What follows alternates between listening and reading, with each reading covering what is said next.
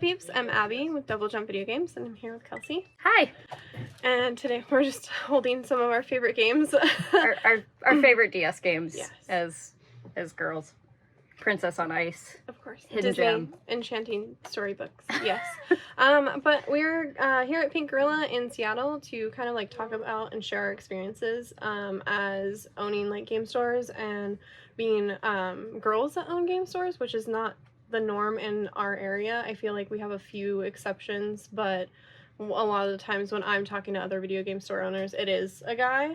And so it's always interesting to know like what your experiences are and how like customers treat you and how that might vary between customers. I do think we get the most fun, like, I am the owner terms of anyone. Oh, you know? I enjoy that. I feel like you get just that extra like knife twist with people when you get to do the You're like, I'm the owner. Like, no, I don't just work here. But I don't know. I mean, I don't know what your experience is. For the most part, I think people are mostly very cool about it and excited even in some cases. And that's always really nice to hear and feel. But I'm sure we both have some stories of fun interactions. One that sticks with me that happened a really long time ago, actually, but it's still with me today. A guy came in and, you know, looked at me and he was like, "Do you have Nights into Dreams for the Dreamcast?" And I said something like, "Oh, you know, that's actually a Saturn game, but I can see if we have that for you." And he went, "Good, you passed the test." Ooh.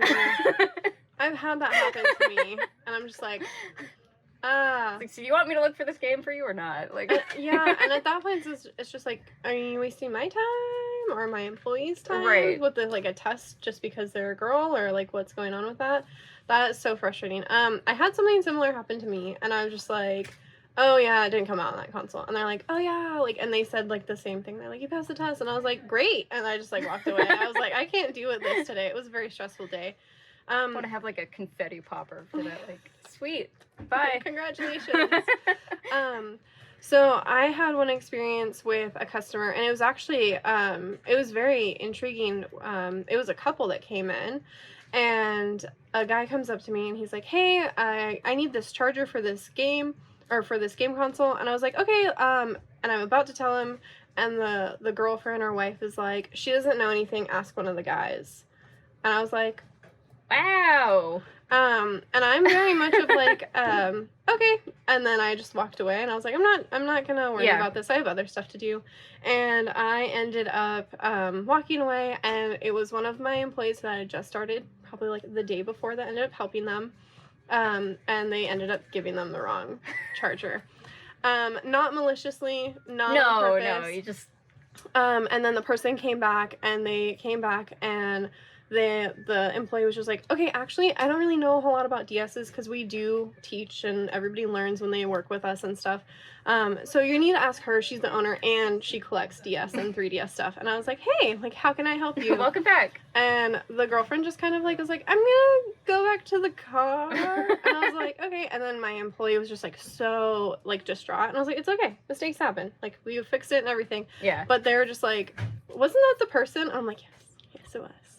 But yeah, there's definitely been interactions with, customers, and then there's also been really poor interactions I've had with people applying at our store as well.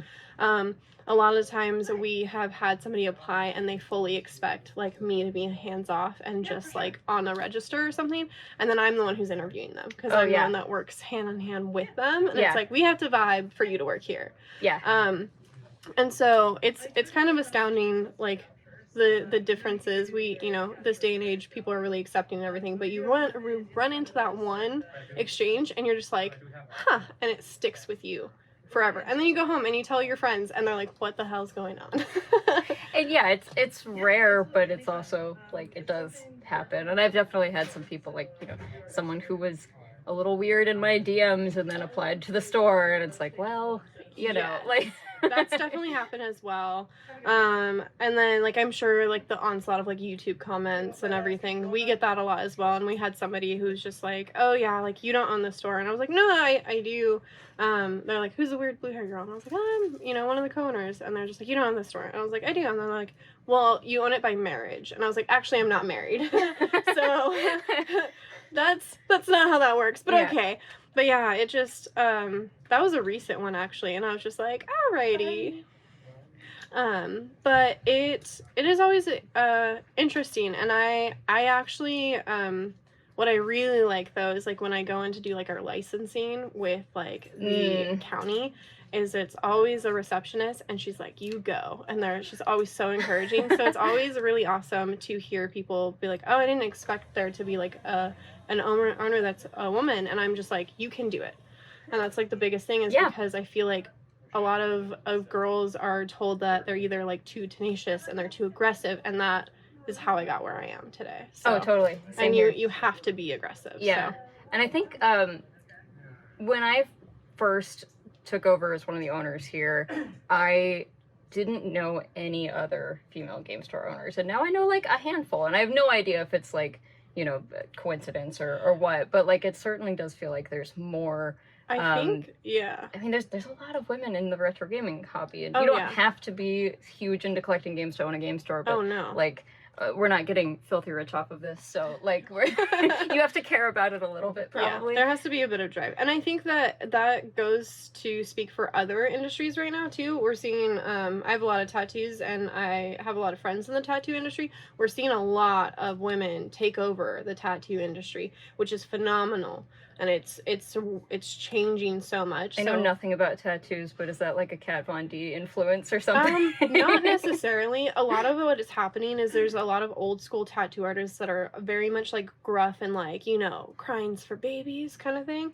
And a lot of us had our first tattoos with these really gruff people who are basically like, no, like, very judgy, very much like, yeah, women don't belong here kind of thing. And then there's these spaces that are created by women owners, and they will go ahead and have non-binary and women working in their shop just to create a safe place for other women and other people who are non-binary or identify differently. So it's really like in the last 10 years, it has been astounding to see the growth and the influence that women have had on the business communities. Yeah, totally.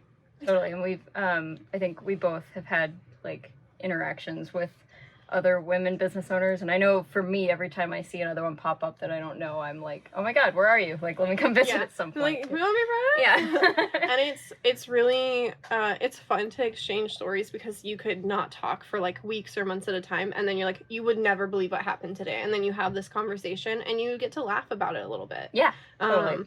And obviously at the end of the day, I just want to educate people that, hey, it's, I know just as much as somebody else does. And whenever I'm working with my employees, it's really nice to have them back me in that way. Yeah. And they're just like, well, she's the boss, actually. Right. And then, like, the people are just like, what? So I think that is, it goes back to that, like, I am the boss kind of thing. Yes. Like, that is my favorite. I'm the leader. I say when it's time to go. But yeah, I thank you so much for doing this. And of course. Holding our favorite games. Our absolute favorite games. And are you still making content on YouTube? Not really. So I have, I mean, you have your hands full. What's the project you're currently so working on? I'm the co-director of the Video Game History Foundation, and that's my, 9 to 5 these days.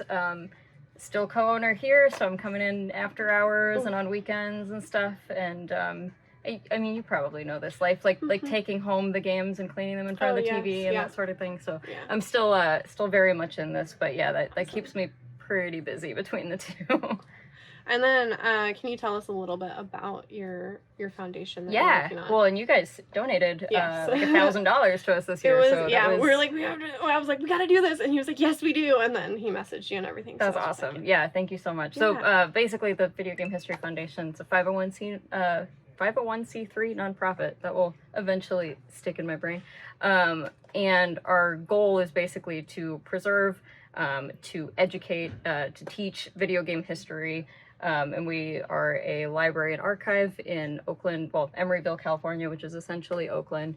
And basically just trying to save all of the things that people need in order to tell the story of a video game. So not just like the games themselves, but like, okay, who worked on Princess on Ice? What was the advertising like? What was, what was the development like for that? And giving people those tools so they can learn more about how video games are made and like how they were played, and more than just, we're all collectors here. I'm sure everyone who watches your channel and stuff, like that's a big part of it. But then the other part of the story, like if you wanted to write a book on a video game, you're not going to get enough like just from the box and the cartridge and everything. You're going to need the whole story behind it. So that's really like the basis of the foundation, is we're just kind of building all that up. We're getting collections from developers, like their development materials, and digitizing it and sharing it and all that stuff. So that's so amazing. Yeah. Well, thank you so much for doing this video with me. Yeah. Awesome. Thanks for having me on. Yeah.